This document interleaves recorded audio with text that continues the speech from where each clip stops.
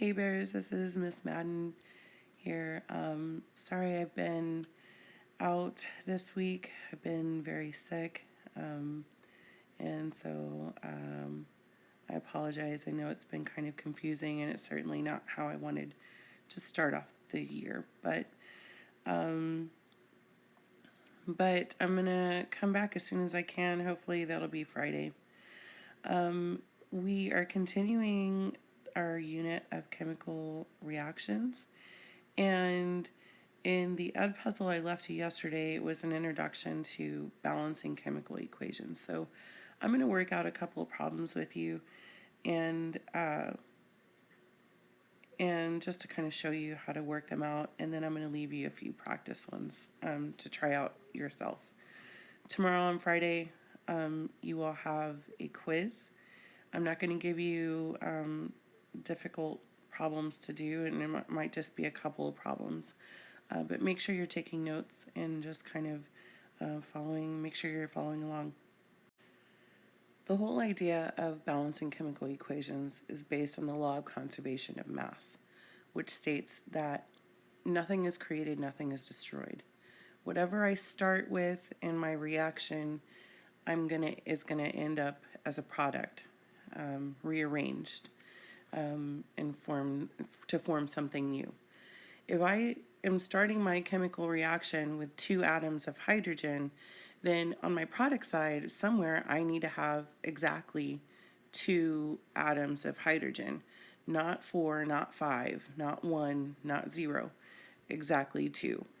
And so in 8th grade, if you took 8th grade science in Texas, you've been introduced to this and in this idea of balancing chemical equations.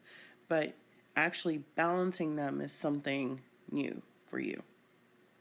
In the PowerPoint that I left you on Tuesday, talking about counting atoms, there were a couple of things that were also introduced, and that was or reviewed, which are coefficients and subscripts. So just before we start, I want to point out, if I have something like this, let's say 2H2O, in this, this right here in front is what we call a coefficient. This means that I actually have 2 molecules of H2O. These small numbers are what we call subscripts, and they apply only to the element that is right before it. The coefficient applies to everybody inside, or everybody, all of the elements that are after it.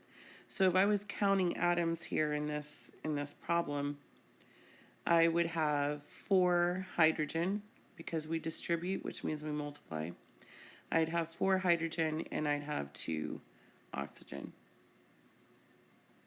If I did another one, let's say, let's look at this one that's a little more complicated. Let's say I had 2, let's say H3PO4. In this problem, I'm distributing again, so I need to multiply to all the subscripts. If I don't see a number, then I'm assuming there's 1, right? Because it's there, so there has to be at least be 1. So 2 times 3 means I have 6 hydrogen. 2 times 1, because there's nothing there, but there's 1 there, an invisible 1. That means I'd have 2 phosphorus. And then for oxygen, I'm multiplying 2 times 4, which means I have 8 oxygen. So that's one that's a little more, just trying to show you, we have to be able to count atoms, because counting atoms is kind of the foundation of where we're going with balancing. If we can't count atoms, then balancing a chemical equation becomes very difficult. All right, so when we're balancing, the only thing we can add to balance it are coefficients. We cannot change subscripts. That's part of bonding. In order for hydrogen to bond with oxygen, I have to have two hydrogen to make sure that oxygen has 8 valence electrons, and then each of those hydrogens have their 2 that they need to have their full valence shell. So the only thing we can add are coefficients, which makes this a little more challenging. The very first step you do in balancing chemical equations is you got to count. And so there are several methods to this, and I'm going to show you the box method, and I'll show you the other way to do it.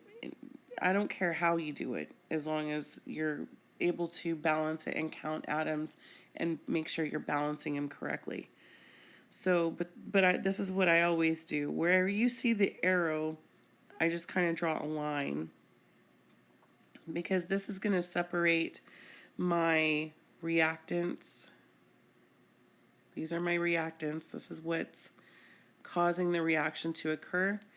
And then on the other side of that arrow, or the yield sign, are the products. That's what's going to be made.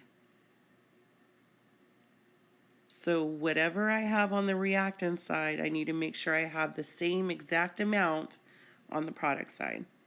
So we're starting with iron here. And here we have, if I have iron on the reactant side, I need to have iron on the product side. So really what I'm going to do is and I showed you, let me start over with this line here. I just need to draw like an invisible line is what I need to do. In this invisible line, I'm going to list out each of the different elements that I need to have on both sides. So the first one is iron. The second element that I see is hydrogen. So I need to list hydrogen. The next element is sulfur. So I need to list sulfur. And then the last element that is on the reactant side is oxygen. And so I'm going to list out oxygen. No other elements should be involved in this reaction.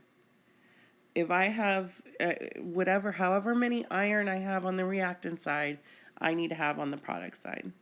So now I'm just going to count what I have, right? There are no coefficients here, but we have subscripts on some of these, and so that's going to change our numbers. And then we have something funky here that we're going to have to deal with.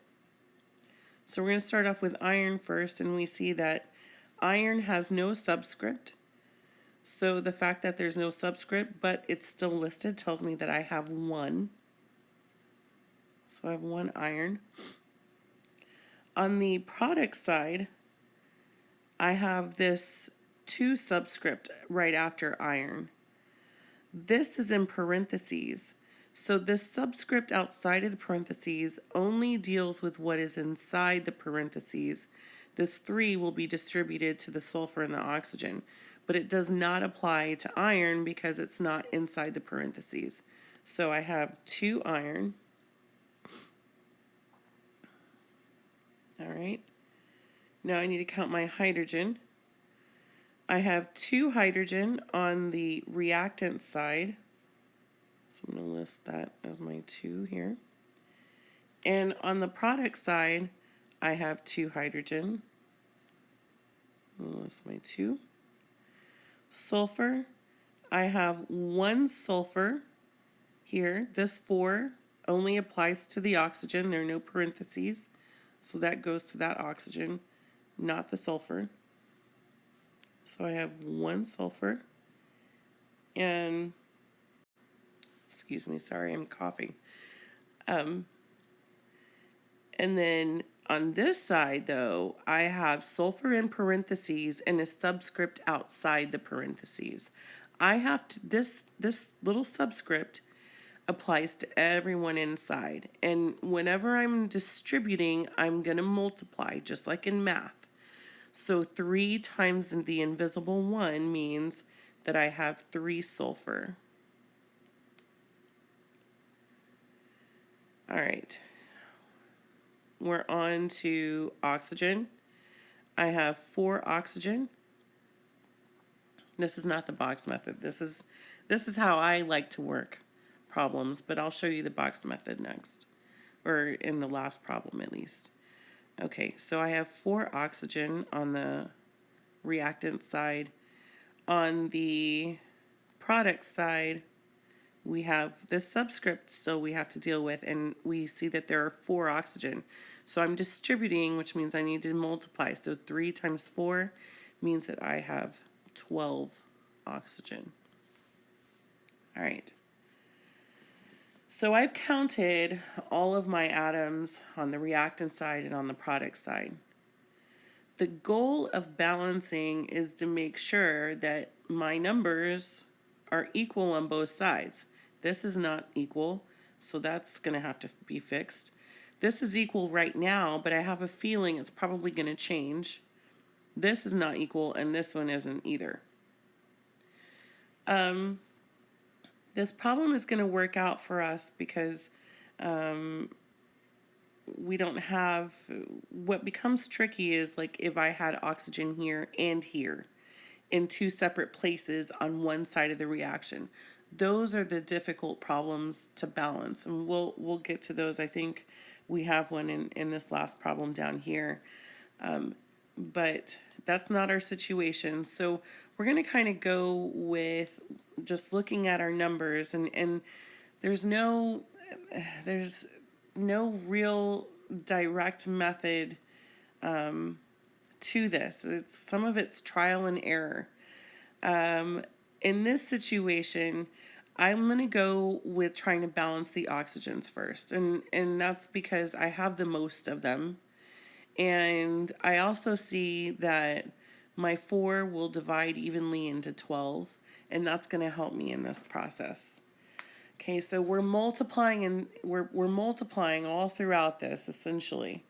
And the other rule that you have to keep in mind is we can only add coefficients, numbers in front.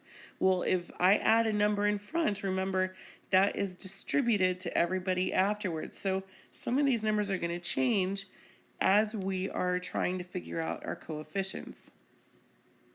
So I'm going to just start with the oxygen. I have a feeling that's where we need to start, since that's where we have most of our atoms. And I need to balance this side. This side I need to get to equal to 12, right? I don't want to mess with this. I don't want to make more. I'm trying to get my least side equal however many I have on the other side. And in this case, I have 4 and 12, 4 on the reactant side, 12 on the product side. So I need to ask myself, will 4 evenly divide into 12? And it does.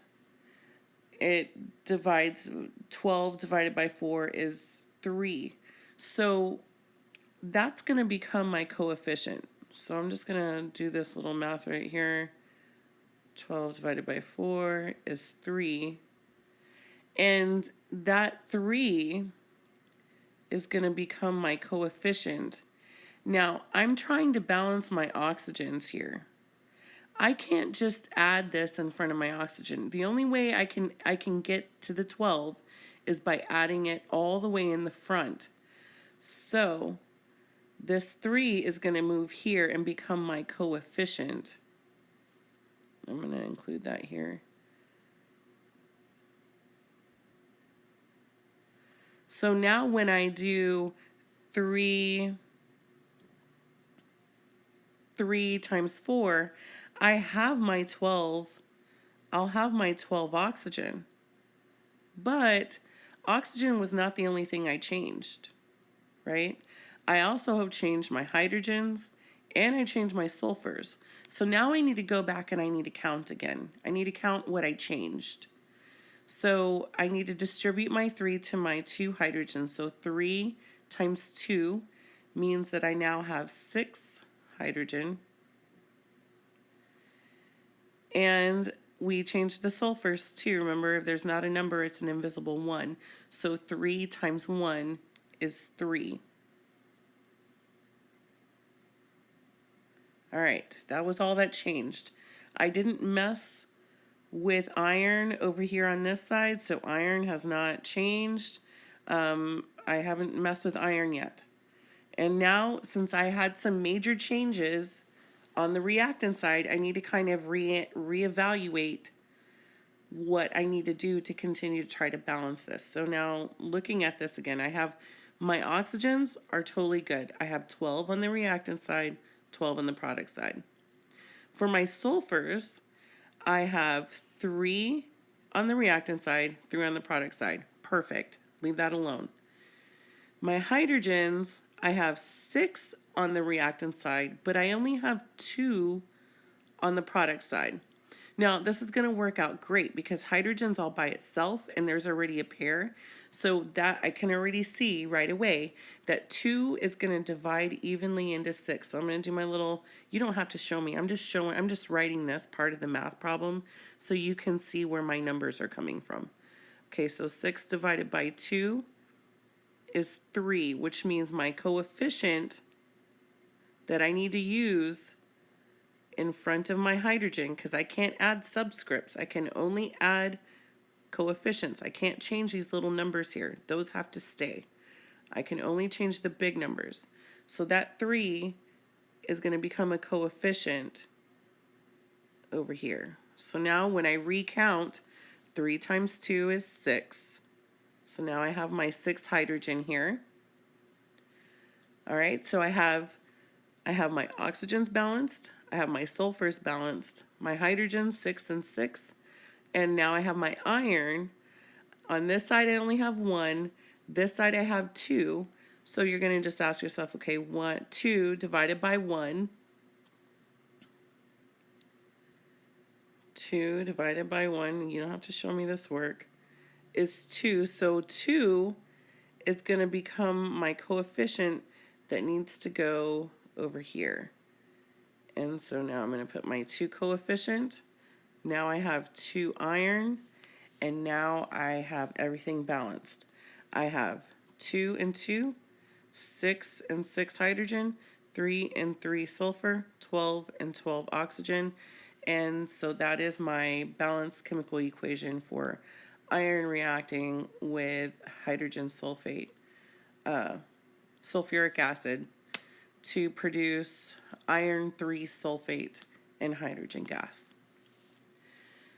Balancing chemical equations is important because the only way that this reaction is going to happen is if I have 2 iron and these 3 sulfuric acids. If I'm missing just one of these irons, or I only have 1 sulfuric acid, this reaction does not occur. It won't happen. So the right amount of each of these has to be in place for the reaction to proceed forward to make the new product. This next one should be fairly easy, I think. All right, so we're going to start off by listing all of our elements on both sides. I really just need to look at one side. So I have a nitrogen here. Let me start over. Nitrogen. Then we have hydrogen.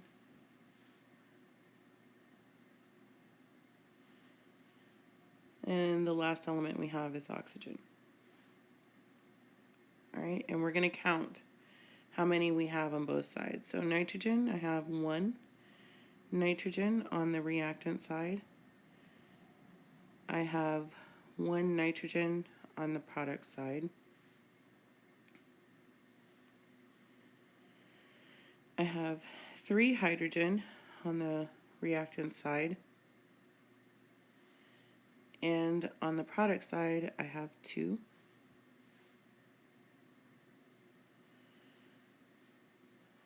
Oxygens, I have 2 oxygen on the reactant side.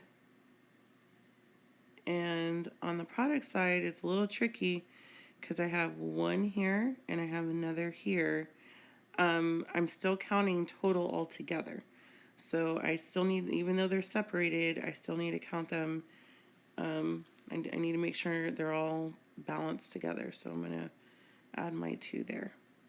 All right, now looking at this, we see our nitrogens are good, our oxygens are good, but our hydrogens are not. And as soon as we change that hydrogen, it's going to change our oxygens probably, maybe even our nitrogens.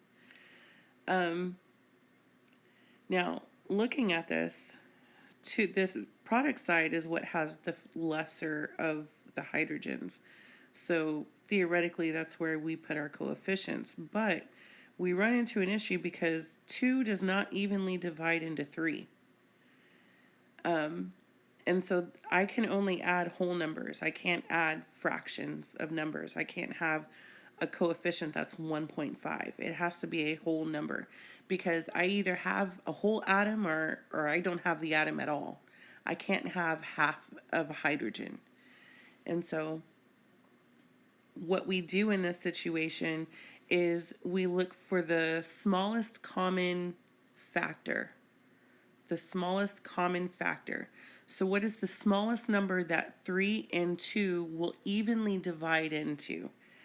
And in this case, because the numbers are so small, and this makes this relatively easy, 6 is the smallest number that 3 and 2 will evenly divide into.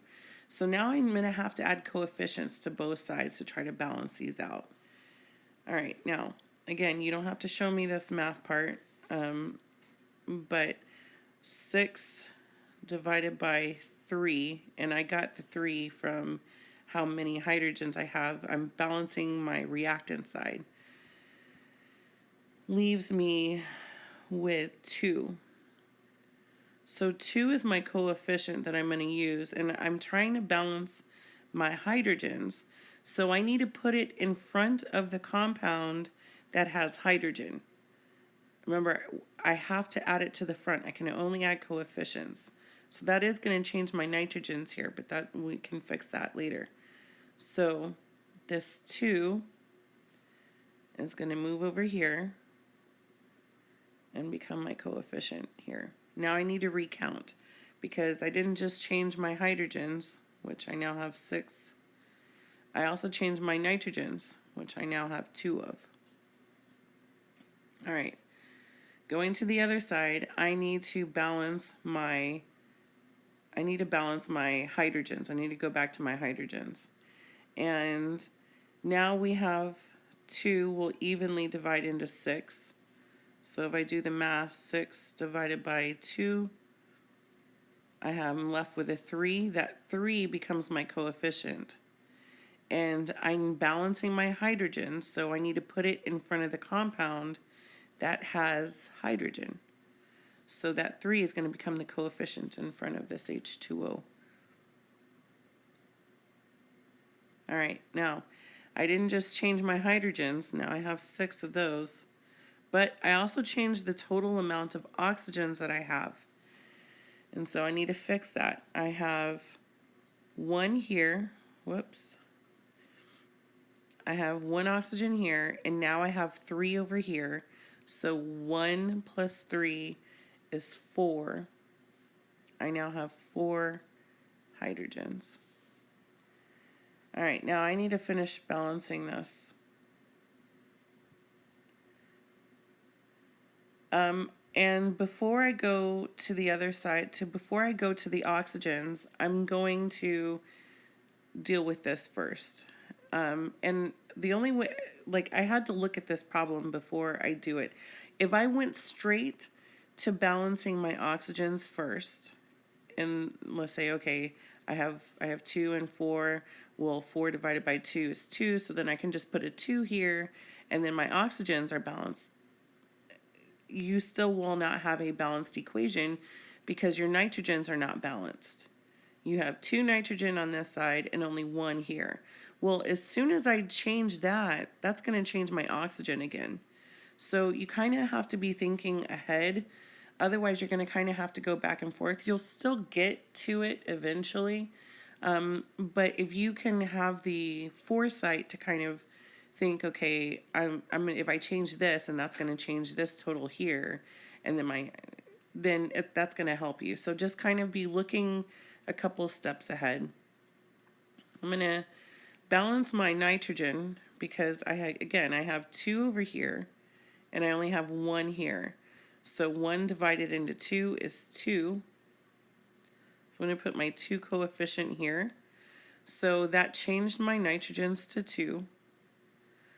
But that also changed my oxygens. I have 2 oxygen here, and then I have 3 oxygen here,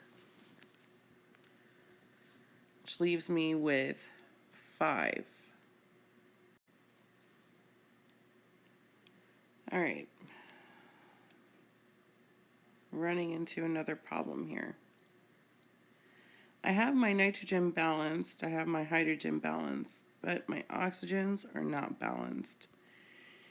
And the other thing I see is 2 will not evenly divide into 5, which causes a problem when trying to figure out what coefficient needs to go in front of here. So I need to take it to another level. This is kind of, we run mostly into this problem when we're doing combustion reactions, which we'll try balancing those a little later. Okay, so what we have to do now is we have a 2 and a 5, and we have to figure out, okay, these are not going to evenly divide into each other.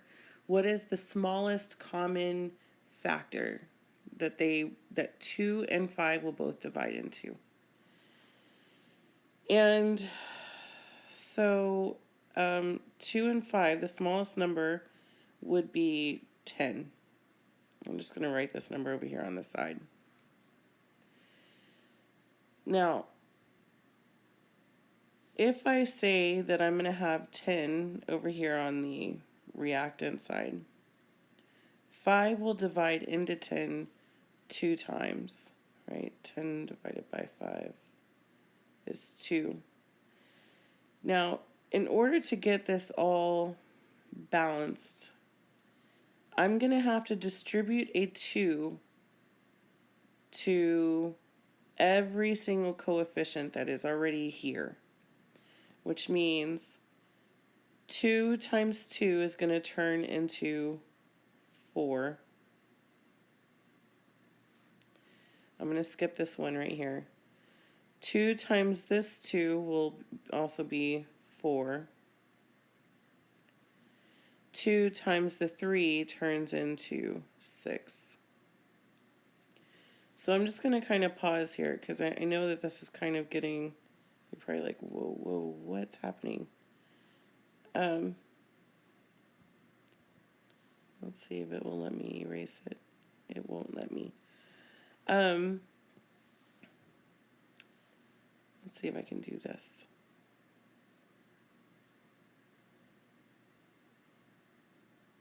Okay, that worked. Whoops. It kind of worked.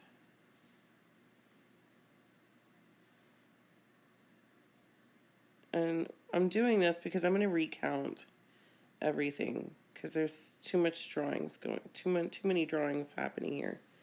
Okay. Now, I've changed my coefficients because my oxygens were not matching up. So now I'm going to recount what I have so far before I move forward. Here I have 4 times 1, so I have 4 nitrogen. On the product side, I have 4 times 1, that leaves me with 4 nitrogen. My hydrogens, I have 4 times 3, so I have 12 hydrogens on the reactant side. On the product side, I have 6 times 2, so that leaves me with 12 hydrogen on the product side. And I still have only 2 oxygen here on the reactant side. I'm just going to write my 2. And over here on this side, I have 4 times 1 is 4, and then 6 times 1 is 6. So 4 plus 6 is a total of 10 oxygen. So now I have a situation where my 2 will evenly divide into 10 5 times. So 10 divided by 2 equals 5. That 5 is going to become my coefficient that I'm going to add here in front of this oxygen. Whew. This is a that was a more challenging one than I had thought it was going to be. And that's how some of these problems are. You look at them and you think, oh, that's going to be super easy. And you start working them out, and it takes a little bit more work. But keep in mind, we're doing basic multiplication and distribution, just like you do in math. So, in order for this reaction to occur, I need 4 molecules of ammonia to react with 5 molecules of oxygen to produce 4 molecules of nitrogen monoxide and 6 molecules of dihydrogen monoxide, or water. All right, I'm going to go ahead and save that bottom problem for tomorrow, for Friday. And so I just really wanted to make sure that you kind of saw, me working out some of these problems for you, because it really is important to be able to balance and to count atoms and to balance them. It takes practice, so don't get discouraged, and don't, give yourself time, and understand that this takes practice.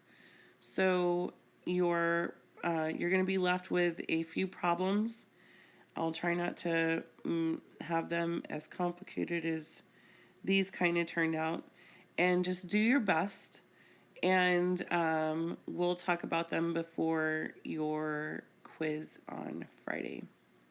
Thanks, guys. Hope you took some notes, and make sure you're taking care of all of your work, getting your stuff turned in.